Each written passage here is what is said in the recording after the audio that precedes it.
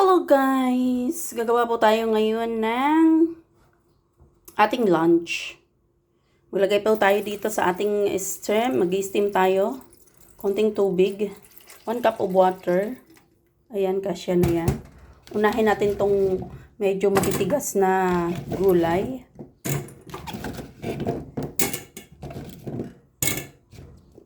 Ayan. Ito yung ating carrots.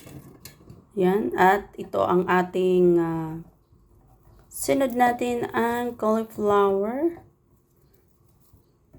Dahil wala po tayong trabaho, okay na yung mag-diet tayo ngayon.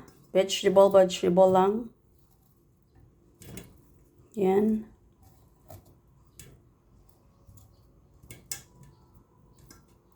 At mayroong kaunting beans.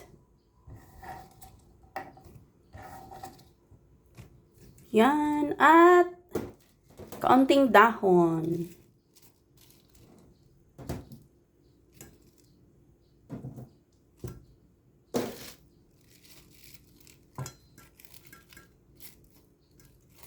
At ito ay mag-i-steam lang po natin yan, guys.